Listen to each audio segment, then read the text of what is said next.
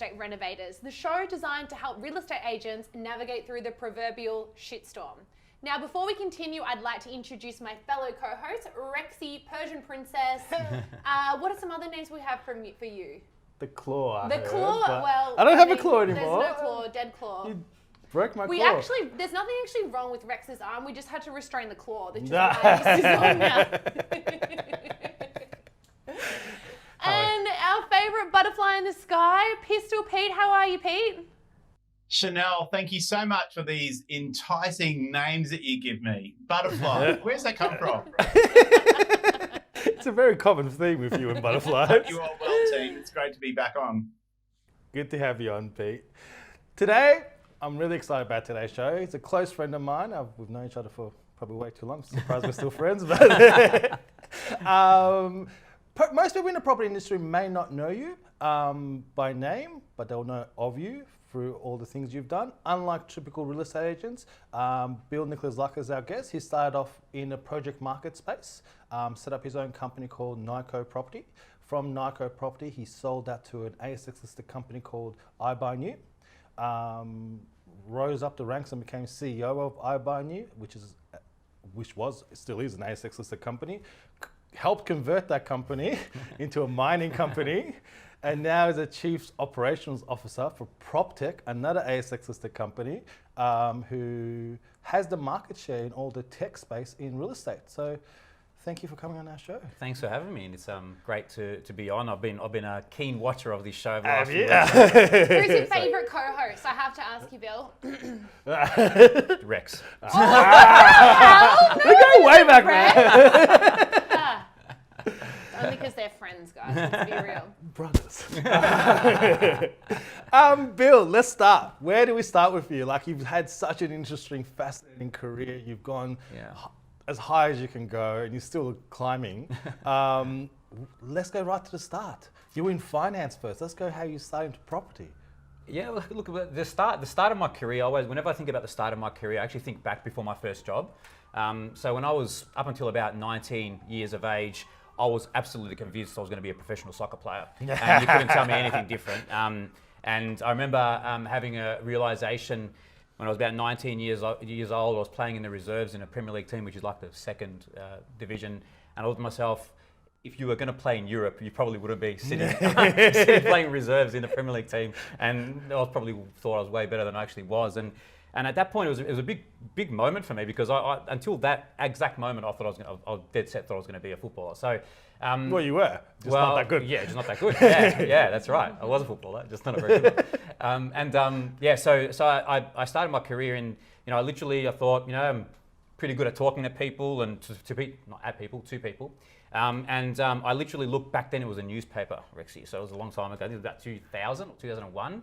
Wow. And I saw a thing, it said, finance, sales, no experience necessary. I'm like, I'm good with numbers. I've always been good at maths and at numbers, and thought I'd go and have a crack. And it was a mortgage broking job. I didn't even know what mortgage broking was, never had a mortgage. But I learned and I was pretty good at it. And about a year after working for that company, I started a little mortgage brokerage, just a small one, just me and a good friend of mine. And I sold that, went to work at a bank.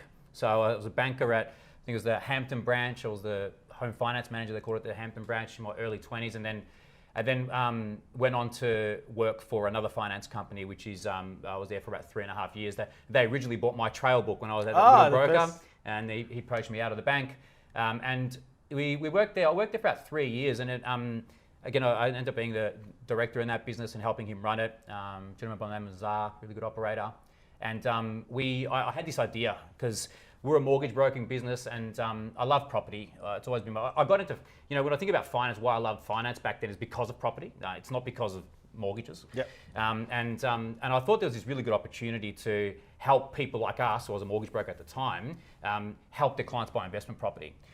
We did it, and I pitched it to him, and we did it. We found the company that did it, and we were super bad at it, naive, and we partnered with the wrong group. Valuations came in, $30,000, $40,000 low, which doesn't sound like a lot, but when the property was $300,000 back then, right? So huge amount of, and getting finance for that would be make your job so much harder. Super overpriced, which we again were naive at the time. Unhappy clients. We built up a really good business of happy clients over a long time, and Zara done a great job at that. So, you know, and I don't blame him at all, but he said, never doing that again. Yeah. So we didn't, but I wasn't done with it. I thought there's got to be a better way to do this, and that's when I started Nyko Property. I think it was about 2008 or something like that. 2008 when I started Nyko, and Nyko was a property research advisory, but we were licensed like an estate agent. We made money by selling property, but we were research first. Every project that we recommended, we got an independent valuation on. And that became kind of our calling card. And over the years, we But you built. provided great reports on Yeah. everything, not just valuations. You Yeah. had market reports Yeah. and growth projections. A lot of people that did that kind of business, Rex, they were trying to sell a project and did research to sell that project, right? Yeah. So trying to find, we did it the other way around, and you obviously, you know, Theo Konaros, my ex partner in that business, super intelligent property guy, understood the market really well, and he developed that part of. We did the research first. We always research first, found the areas that we thought were going to do well, looked at which properties we think fit that demographic, and then found projects. And we did it old school ways. We actually did them. You know, we used to look at when you're a builder and you're tendering for projects. There's a piece of software that you look at. We used to just call the people that had projects in that area. We said we like that project and try and win that business. And Sounds like you reversed the model. You weren't chasing agents. You found the project and then found the right. Yeah. The easiest thing in the world for us was getting projects exclusively. Selling off the plan projects is the hard part. Getting exclusive projects, if you can sell them, is pretty easy. I'm pretty sure it's still the case now. If developers know you can move a project, I mean, that's the hardest part of selling off the plan.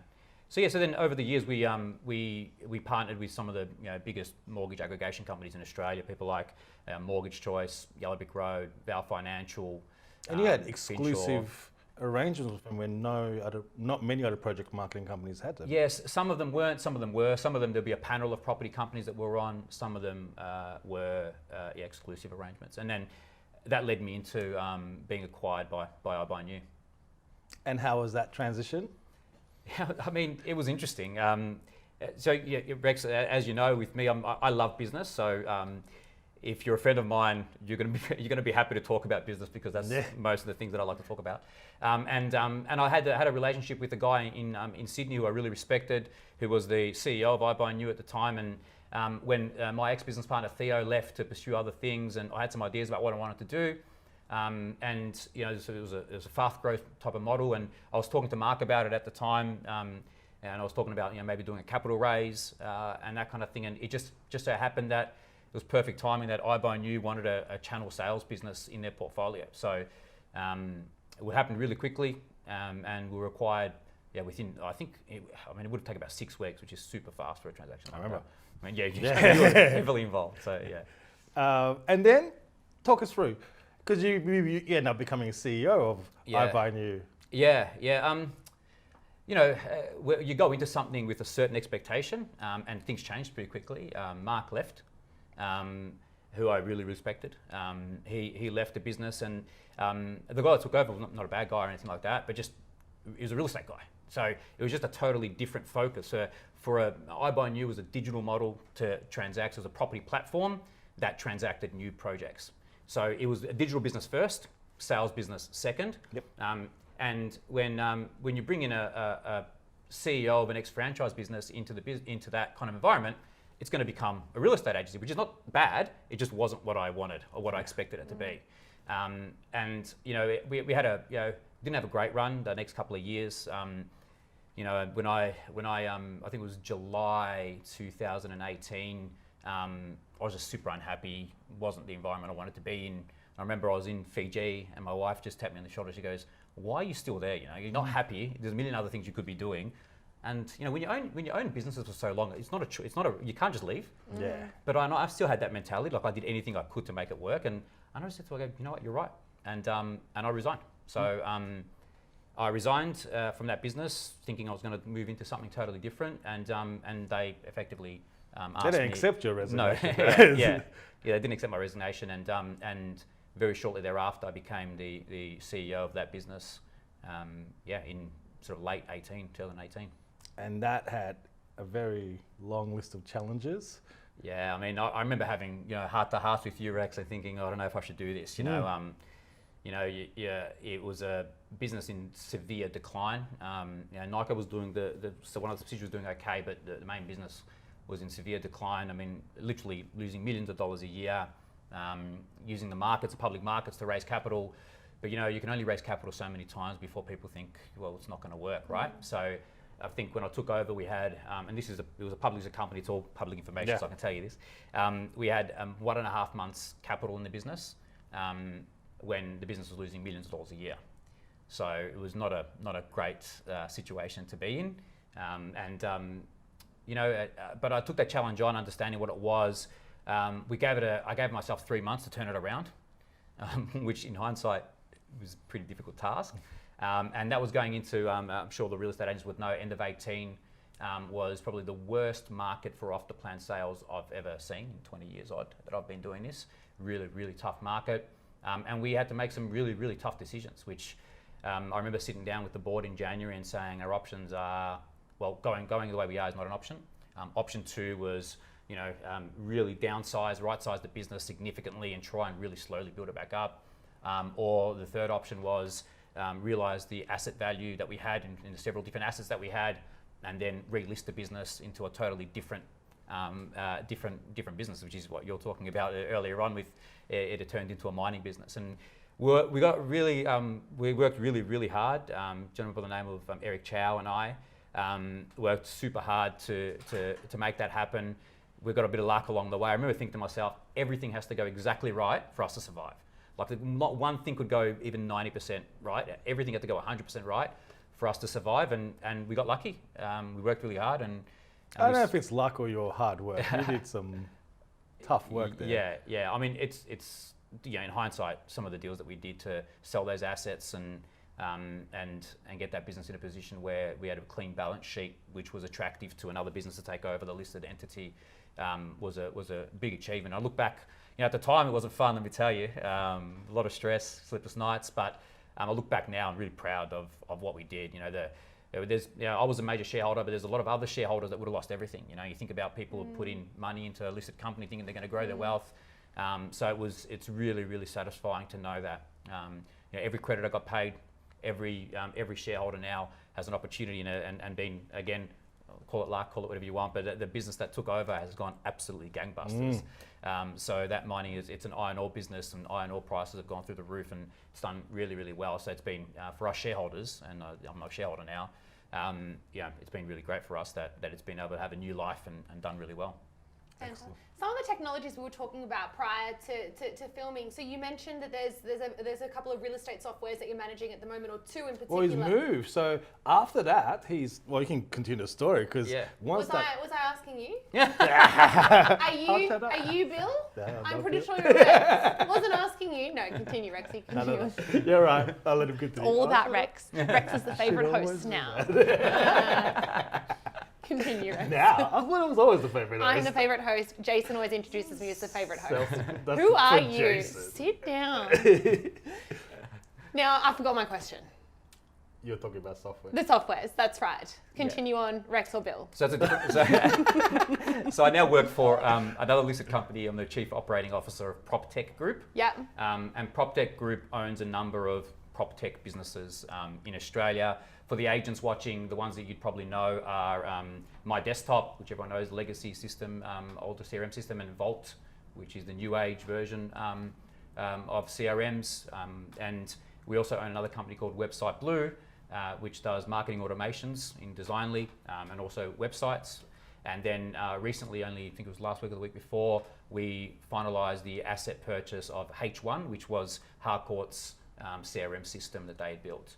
So we now have, I think, 33% market share across Australia and New Zealand of CRMs. I think the second biggest player is about a third, maybe just a bit about a third of our size. Got you. Something that we were sort of chatting about prior again to filming is that, you know, I was telling you that I had a client recently that I was talking to who still used the program Tenacity. Yeah. Now, you don't know what Tenacity is, but it's essentially like, I still make calls from a landline telephone, you know, that's got a ringer. Like, it's so old school that I was like, how are you running a business using this technology? So can you talk us through what these technologies actually do and how they benefit agencies? Yeah, it's a good question. And, you know, if you think back to what PropTech Group is, effectively PropTech Group's a holding company for a number of other tech businesses. the reason we acquired, and I'll answer the question in a roundabout way. Yeah, I that's promise. okay. The reason we acquired My Desktop and Vault first was, if you think about a real estate business now, real estate CRMs are very different to your typical CRM, because it's not just customer relationship management. You run your marketing automations on there, everything from emails to banners to signboards all get done through your CRM. Your trust accounting, your lead generation, portal pushing and getting leads back from the portal. So it's a really integral part of a business. And we just thought if we can get that system into a business and work with them with that core system, then it gives us the opportunity to go and get really good tech from other companies and bring them into it, whether it's partnership, whether it's ownership or investment, to bring them into the fold and build out this amazing tech stack that helps real estate agencies through technology streamline, optimize, and where possible automate the buying and selling of real estate. And that's our end goal, is how can we make that process easier for agents so that they can spend more time doing what they're good at and what's important, which is talking to vendors and buyers. And taking away all of that. Now, someone that's, you pointed, I was going to lead into that Please introduction, do. and I had a really good lead into it. Pete not only is very big on technology, he is technology. He's not actually a human, he is artificial intelligence. That's why he's never been here in person. Now, AI Pete, what was your question? Oh my God, Chanel, this gets better every episode. Thank you so much. Because she keeps drinking. I had cordial, thank you.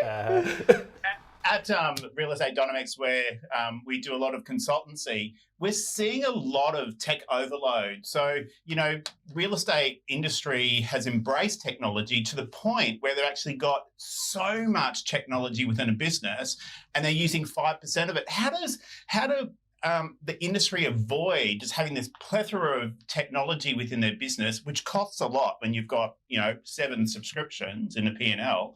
Yeah, how does someone actually choose a tech stack that actually talks to each other as well? It's just like we're actually, as an industry, just been bombarded with so much tech. Yeah, look, the reason why one of our subsidiary companies, Vault, has the top 3 franchises in the country using them is because it has a completely open API with some really solid native integration. So we've got 400 other pieces of software that have an API integration into our piece of software. So if you're a real estate agency now and you're using 5 different products, real-time agent here, RP data, all these other big forms to get your forms, all these other things separately from your CRM can be really expensive, first of all, but second of all, you've got to log into different areas. What we've done is we've been able to build the CRM as your main point and then have native integration so that you can do everything from within your CRM. So within your CRM, you can fill up different forms and... So you can do it all from within the CRM. Bill, for people out there that don't understand tech and that aren't tech, what is an API? Could you just explain to our audience what an API does? Yeah, so real simplistic terms, an API is just a way for one system to get information or talk to another system. So if you've got a one-way integration, it means that Vault can talk to that system, or we do mostly two-way integrations where we can talk to that system, make it do something, and then that can talk back to us. So API is just a term that's used for that. So when I talk about having an open API, it means that we can give other technology providers access to our system to be able to send information directly into that. So let's just say you're in our system now and you want to do an RP data search. You don't have to go and log into RP data. You can actually do it from within our system. You can do that search and the results will come native back to our into system. your system. Yeah. So you don't have to fill multiple forms. Yeah. So that would obviously avoid duplication of data, save time, be more efficient, and have all your data sitting in one space. Would that be one of the actual benefits of an API? Yeah, look, yes, it will, but also just from a CRM system, even if you look at it from a broader picture, duplication of data is a really big one that we concentrate on because, unfortunately, when you're getting pushed data from portals, and so that when the portal sends information, it can be done through an API as well, back to us. So when we get information from the portals, for instance, and if you're a real estate agent, you'll know this, that a lot of the time you're getting information coming in that can be, you get 100 different leads. They've got, a lot of them are fake leads or, it's Ronald McDonald or whatever with a dodgy email address, or you might get the same person that's got 2 or 3 different email addresses or 2 or 3 different phone numbers or missed a digit. Our CRM has a system where they come into a holding area and then it shows you if there's any other contacts that are similar to that contact and you can merge them before they come into your CRM. unfortunately, right now, what happens a lot of the time is it just comes straight into your CRM, might set up a task to call them, but it might not be a useful way for the salesperson to use their time. That can be cleaned up by an admin person, by their PA or whatever, before they even get that, and it's always clean data that they're talking to in the system. And the system does that itself, so it cleans it up itself, or someone has to clean it up? It goes into a holding area Okay. and suggests other contacts that might be the same contact or might be similar contacts, and then the admin person, the PA or the salesperson could then say that they're using it, that it's the same person or not, and it'll go into the system then. Now, Bill, there's a segment of our show called Under the Hammer. It's basically we shoot quick fire questions at you to get to know you better. Rexy, do you want to start us off? What motivates you, Bill? Geez, what motivates me? I've always wanted to build something great. That's what motivates me. Awesome. Yeah. Cool. Pete? Pete? What's one thing on your bucket list? Whew, man, I pretty much do everything. I'm very impulsive, so I'll do everything that I want to do very quickly. I want a Tesla. That's cool. That's been on your bucket list for a little Yeah, while. a few years. Well, yeah. Okay, would you rather have dinner with Steve Jobs or Mark Zuckerberg? I hate ghosts, so Mark Zuckerberg. Alive. They were both alive. Mark Zuckerberg, if he was in front of you, what's one question you'd want to ask him? What motivates you? Did you just copy that because Rex asked that? Yeah, it was pretty an easy much. answer. Yeah, No, but I'm he genuinely asks it every time. I'm He asks genuinely the same one interested. every time. Yeah, I'm genuinely interested to see what drives people like that. I'm the same. I've read a lot about, I've read a lot of books on people like that, and it's really interesting to see what drives people like that. Yeah. Interesting. Elon Musk or Mark Zuckerberg? Elon Musk. Yeah. How many Yeah. questions are you asking? I'm the host. I can do what I want. Rexy? Clearly. Can I talk? Yeah, you go. How do you get through tough times? Geez, it's a tough question. How? You just got to take it a step at a time. You just got to look at the next problem in front of you and try and solve it. It's easy to say, oh, you got to be resilient, but it's not a choice. It's not easy to say, oh, I'm going to be resilient. It's not a choice. You have to really want the outcome. With iBuy New would have been much easier and protected me as a director. If I was on the board, it would have been much easier to take it into administration. I mean, that would have been the safest thing for me to do. But we persisted because we really wanted that outcome for the shareholders and for the creditors. You hear that, Rex? It's not a stiff drink and a night out at 161. It's resilience. Ah. Resilience or revolver? Pete? If you could trade a day in someone else's life, who would you trade a day of? That is easy. I was gonna say Rex. No, you're Easily right. Rex. Easily. It'd be Rex or Brad Pitt, but I'd still pick Rex, I think. Too kind. I'll pay you later. Rexy? I think it's back to you now. Well, I already asked 4 in a row and I got told first. I'm going to leave it back to you. When the borders reopen, if we can, where would you travel? I haven't been back to Europe in ages, so Greece and Italy. Lovely. Yeah. Your biggest regret in life? Jeez. I don't really regret much, hey. What's my biggest regret? I don't know. It's a very difficult question. I don't really regret, and I don't regret anything. I find everything that I've done that's been stupid or wrong, I've learnt heaps from. So I don't really regret anything. I missed, earlier I missed a little pocket where I was at Westpac. I left Westpac for a year and a half, and I moved up to Queensland and opened a bar. I don't regret doing it because it was probably the best year of my life, but I regret losing so much money. Yeah. Fair enough. So, Bill, that's the end of our quick fire questions. But, Bill, I was listening to this fascinating podcast with Joe Rogan recently. And he basically talks about if an alien was to arrive on Earth, right? I know this sounds really far-fetched, but there's a point to it. Everything has a purpose. Bees make honey, et cetera, et cetera. So if an alien was to come to Earth and look at what humans do, what is our purpose? And then he went into this spiel about what is the purpose of a human. And what it basically comes down to is that we're here to create technology. We want things faster, we want things bigger, we want things more, we want to spend less time doing things. And that's what we're basically here on Earth to do, is to create technology, to automate things, to make things faster and bigger and better. And we're all on this sort of, spinning wheel to get technology up and running. So my question is, what is the future of technology, particularly when it comes to real estate software? It's a good question, and it's one we think about a lot. Joe Hanna, our CEO, is a technologist by trade, And these are the kind of questions he poses to us and that he thinks about really quite often.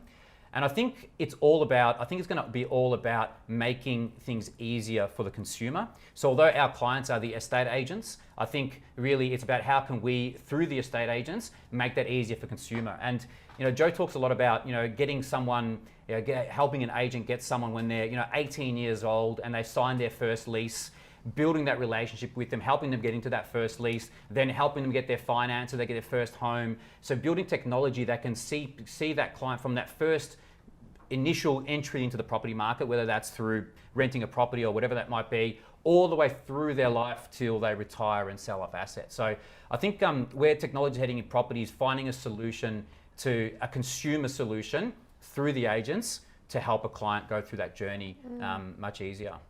Fascinating. Yeah. And your software, where's the future of this going now, if you can talk about it? Yeah. Okay, I can. So I think for us now, it's all about, we talk a bit about the ideal tech stack, and what does a real estate agent need in terms of technology to make them be as efficient as possible? And technology in itself is not important. It's about what can it do to make the agent have a better business, help more clients, and have better outcomes. So what can we do to build that? We've gone a big way to doing that by building out what we've got now with our CRM. And our CRM now actually is several products. So it's marketing automation, it's trust accounting, it's lead generation, it's inspections. It does inspections. It does inspections. So it does all those things already in one system, where you might have 3 or 4 systems typically to do that, or at least paying 3 or 4 different modules. So it's just further progressing with that. Now we've got, we've built in Website Blue so that you can literally post the properties immediately from our CRM onto your website every time a new property goes live, which is already a thing, but we've deeply integrated that in now, and we're looking at, all the other parts of real estate, and as you can imagine, probably can't say too much about exactly what we're looking at, but all the other parts of real estate from a tech perspective, but also even from a human perspective. What do agents need to help them become better agents, not just through tech, but also just broader than that, through whether it's giving them the support that they, independence, the support that they require that they don't get because they're not with a franchise, or helping property managers build out automated templates within our system that the best property manager. The great thing about our system is that we can see every agent in Australia who's the most successful and what they do. So we can't share that information. I was about to ask, who is it and what do they do? do? But we can see this. So we can see if Joe Bloggs is writing $2 million in commissions. We know how many calls he makes, how many emails he sends. Why can't you share that information? Well, so this is the thing, right? So this is the thing. Let's say Joe Bloggs worked for a franchise. Let's call it ABC franchise. We can go to that franchise, and we do this all the time. We can go to them and say, hey, Joe Bloggs is a really good agent. This is his process and systems. Would you like to share that to your group? Would you like to make that let him or her become a rock star in your franchise? And it's the Joe Bloggs sales methodology, and it builds in all his templates. It builds in, it builds automated call lists that you have to call these 50 people today because he does 50 calls a day. That can all be done, and this is all things that we're working on to make it really simplified. And you're proactive about this. You approach the franchisors or the offices or whatever the case may be. Yeah, we're doing that right now. So this is pretty new to us. What you got to remember with the PropTech Group is that the PropTech Group itself is 4 months old. Yeah. Well, Volt and my desk have been around for ages, but PropTech Group itself, us, the corporate team, we've been in this. Joe, the CEO and CFO, started April last year and brought all this together. But really, as a group, we've been together since January, really, since I started. So these are all things that are happening very quickly, but take a bit of time. Bill, we've had a number of guests on this show, and when I ask this question, or when any of the co-hosts ask this question, we get a very similar answer. It's when we ask the question, where do you see the future of property management? And a lot of our guests have said we see that technology will take over the need for a property manager altogether. Do you agree with that statement? And do you think that there is a way that technology can basically kill I shouldn't say kill out the property management industry? No, I don't ever see it. ever as in, 10, 20 years, let's just, because you above with technology, if you're looking 20 years ahead, you're kidding yourself because Oh, it moves thank so God, quickly. I'm going to have a You don't- business. Yeah, you don't know. That's recruitment. Yeah. Look, I think what technology will do is it'll help optimize those businesses, streamline and optimize them. So maybe you'll need less property managers per. Now what's the average now? 150 odd properties a property manager if they run it well. Give or take, yeah. Give or take. So maybe we can get that to 250 with technology or something like this. I'm just throwing figures around. Yeah. But maybe we can work with technology and it's already doing that. Through COVID, we've seen now that your tenants can do their own inspection reports. So that's already happening to some degree. But I know I'm a landlord and I know that I would prefer my property manager still to go and have a look rather than the tenant taking photos that are maybe more suited to them than to me. Yeah. Pete? Bill, whilst we're on the topic of property management, we're seeing in what we do about 10% of rent rolls coming up for sales. But in a tech space, both sides of those business actually don't talk to each other. Like we keep our property management in one tech solution and then we've got sales in another. Is that something that, the tech industry is actually going to address? It's a really good question, and one of the I think reasons that we stand out so much in terms of the CRM tech space in Australia is this single view of customer. So the Vault CRM system that we've got runs sales, PM, and commercial all in the one system. So a contact in that system can be a buyer, a seller, a renter, and a landlord, and then also a commercial tenant seller, all in the one system, all with that single view of customer. So if you're a property manager and you've got a client that wants to sell, instead of writing an email to your salesperson or picking a salesperson, you can literally click a couple of buttons, send the contact over saying this person wants to sell. That salesperson will then have view of every single bit of history they've had through the ownership of that property, what's gone right, what's gone wrong, and then be able to obviously a much stronger position to win the listing. So when technology is consuming some of these obviously low value tasks, what do you see property management sort of raising to? I mean, we're certainly seeing a lot of those property management services go into areas of more value than those low value tasks. Is that something that you're seeing from a tech perspective as well? Not yet. But certainly those businesses that I've just spoken about where they've really automated their systems, what they've been able to do is run better businesses by automating. So the client experience is just as good, if not better, because I always say we all want to be able to call someone if we want something, but we don't want to always call someone because we might want an answer immediately. They might not answer their phone. So if you've got an automated system where I just talked about, you could text or go onto a portal or voice activated and get that maintenance done for you, you'd prefer that, right? It's the same with us. A lot of people call us when they need to learn something about our system, but a lot of people just want to be able to go somewhere and get the answer, right? Like they don't want to talk to us. And I think it's the same with property managers. So Bill, you mentioned there's 3 groups that are currently using your newest software called, is it Vault? Vault? Yeah, Vault. Sorry, Yeah, was it Vault or Vault? There's thousands of people that use it. Yeah. Oh, there was 3 major groups that are using it. I was saying the top 3 franchises in Australia use it, but there's a lot more. Yeah, there's My a lot question more. is they aren't void. Oh, okay. Sorry. I take it back. Can I talk about culture? Yep. You've been through banks, you've been through your own small business, you've gone to a public listed company, you've now gone to a new public listed company that, as you said, it's 4 months old. Culture. How do you lead a business? What makes good management? So when I was running Nyko Property for so long, I thought culture was bullshit. I thought, what's this word? It's corporate speak. And because we had a small business and me and Theo were there every day and we hired people that were just good people. And we could do that because it wasn't hundreds and thousands of people. So we hired just really good people. And so it was a good culture, but we just hired good people. We didn't think of it like a culture. We just hired good people. And then when you go into other environments where maybe that's not the case, and different things can affect that, business not going well, or maybe just the wrong people were hired, then certainly I think it has a huge impact. And one of the things I think are most important when I think about, cultures are big one. It's hard to change if it's already there. The best way to do it is to hire the right people in the first place, obviously, if you can.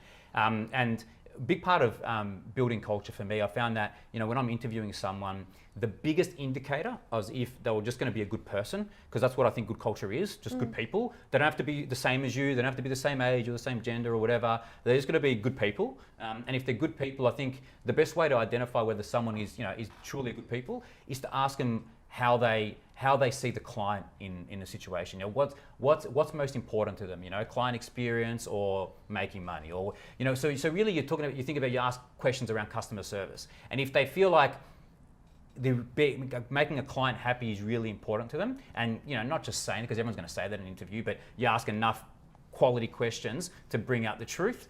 I think if you get people that really want to look after the customer, more often than not, they're just good people, and that's how you build a good culture. I think. You know, if the culture's already there, which it is a lot of the time, then you know, you got to either, before you go into that situation, assess whether you want to be in it, or if you want to change it, if you're in a high level role and you want to change that culture. I think it's a long and difficult process, and it's, although you know, top down directives, top down, you know, really you got to think bottom up in terms of, you know, getting champions in each part of the business to live that culture, and then hopefully everyone else follows them. Maybe the highest performer in each part of the business, and everyone follows them. But I can say with experience that I don't really have a solution for how to change culture. I think it's really hard, and you know, you just. If it sounds really stupid and simple, but it's better just to find a business with good culture in the first place. If you're going to insert Sounds like yourself you into found them. one now, though. Yeah, yeah. Look, these last 3 months I've been completely reinvigorated. I'm working with a super intelligent and really, really good corporate team. You know, the businesses that we've bought, you know, their tech teams and the people within those businesses are all fantastic, and just, you know, just honestly good people. You know, like Vold especially, who has got most of the employees in our business. You know, you just talk to their staff and they're all just all in it for the client. They're all trying to do the right things. You know, and one of the things that we are trying to do now and is really harness what we know our subsidiaries are good at. And our subsidiaries are really good at tech and they're really good at customer service. So then what we're trying to do now is trying to take away all the bits that where we know we can do really well, which is distribution, you know, winning new business, relationships, maybe optimizing the current processes. Because, you know, when you run a small business, you do things, you know, in a certain way because it's how you've always done it. But if you look at a big study, maybe there's another technology piece. You know, it's like the financial planner that's really good at giving financial planning advice, but not really good with money. You know, it's like it's you know, sometimes when you're a tech business, you're so focused on the client and you're so focused on building the best tech for the client that you kind of don't look at your own back door and say, how can we fix our own systems? So sometimes when you've got an outside looking in and you're saying, well, we could just plug in a couple of bits and pieces here that will just make so much more time for our staff, and then from having more time, that means we have even better customer service. So, you know, just doing things like that. And yeah, as a chief operating officer, that's really my role now, is coming into those businesses and having a look at, okay, how can we make them even better? You know, they're great businesses. How can we make them even better? Make the staff's work easier, so that they're happier and they're giving even better client experiences. And when you're acquiring these businesses, how do you gauge that from an acquisition point of view and merge it into your existing culture, teams? Yeah, so I don't get involved in M&A stuff myself that much, but I'm sitting in the same room as these guys. You know, we've got a full-time M&A person in our business, so you can say we're pretty committed to it. But they spend a lot of time with people. So, you know, or the due diligence that you do looking at the paperwork and the financials, I mean, that's all process driven, and, you know, you use lawyers and you use accountants and you do your own work. But really, I've seen Joe crack a beer with quite a few people and sit 2 or 3 hours with them and just get to know them and get to know the people that we want to work with, that Joe thinks are going to fit within our framework. And, you know, it's in our interest to have really good operators in our business. So we spend the time with the people, not just with their business, but with the actual key people. Because, you know, especially with small businesses, you've always got key person risk. Every small business has got key person risk, no matter how well you're process driven. If you're a small business, the owner is typically a key person risk. So we spend a lot of time just with the people. Yeah. Bill, I read a statistic the other day. I'm full of fun facts, in case anyone's noticed, that by 2028, 74% of the US population will be working from home. Now, I think that's got a lot to do with technology, because as a business owner, you can track everyone's activity with technology. With your being on the forefront of technology, do you see Australia following that lead? And do you think technology will sort of remove the need for people to be part of an office team? Do you think it'll allow a lot more of a flexible working environment, which could essentially change the 5-day work week? I guess work as we sort of know it, like that Monday to Friday, 9 to 5. Do you think technology could take that over to some extent? Yeah, I mean, one COVID's been horrible, but one positive thing is that everyone's embraced technology a lot more. Correct. And we've now learned that if we really wanted to, we could work from home. Most of us, right? And not everyone, but most of us could work from home. I mean, I look at me personally, right? I actually don't love working from home. I do it every night, but a full-time being at home, I like that environment because I feed off people. So I think what will happen is we'll have a more of a blended kind of working environment. There will be a lot of people. We have people working from home now in different states, So, but we will have an environment where some people work from home full time. But I think most people will have like a blended work life, where they'll be in the office sometimes, at home sometimes. And obviously, tech's going to play a really, really big role in that. About not only being able to monitor what people are doing, which I think is secondary really. What we've learned is that you can track that by productivity. How productive they are. You don't have to have there's all these pieces of software that take a picture of your screen every 15 minutes. Yeah. Do they? Yeah. And what we've That learned could is be scary. If you hire a virtual assistant, so we've got virtual assistants, and it takes a photo of their screen, I think every 30 seconds, so you can track everything that they're doing every 30 seconds. Wow. Yeah, there's heaps of project managers. I mean, one of the things that we're doing now is that everything that's not just a day task, we run it like a project. And that's something I implemented. We use Monday.com, which is an awesome piece of software. And we run it like a project. So you don't have to be next to each other, sitting in a room, having a meeting about something every day. We don't need meetings for projects now. We do a 15-minute meeting on that project every week, literally 15 minutes, no longer. But everything's updated on that one system. So now we know if you're working for, it doesn't matter where you're working from, everything that you do is updated in that project management system. So things like that will become more and more popular. I mean, the tech industry's been doing it for ages. They've been using Trello and other Atlassian products, and messaging systems where you can build channels, and the tech industry is doing that more and more. And what we'll find now is that if we start working from home more, it'll just broaden out. The technology's already there. I mean, we could almost all of us could work from home now and not miss a beat if we really last wanted year. to. Most of us, though. Yeah, exactly right. Pete, take it away. Thanks, guys. So this episode's Peak Cheat Sheet is all about structure. It's very apparent in this episode that with technology, you need to review the structure of your business. So for this episode, we're going to have a downloadable checklist on actually how to review your structure of your business. It's going to be available on realestaterenovators.com.au. Back to you, Chanel. Thanks, Pete. Well, it's been a fascinating episode, Bill, and to be honest, I could talk about technology for a long time. Technology is the future, and it is what we as humans are here to do, is create more technology and faster technology. At times, it can be both a blessing and a curse. Would you argue that, Rex? 100%.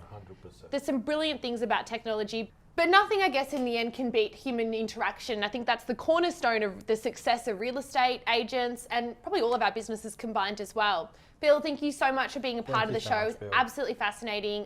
Any agents who need to get up to date with technology, please get in touch with Bill. You're more than welcome to get in contact with me. Jump on LinkedIn, or I'm more than happy for you to get in contact with me. You might have some trouble finding me, Nikola Zaka, spelling that name, but you'll find it there, and I'm more than happy to help and put you in touch with our head of sales. And if you can't find it online, just ask Siri. Yeah, that's it. There you go. Thanks so much, Thank you Bill. so much. Thanks so much for having me.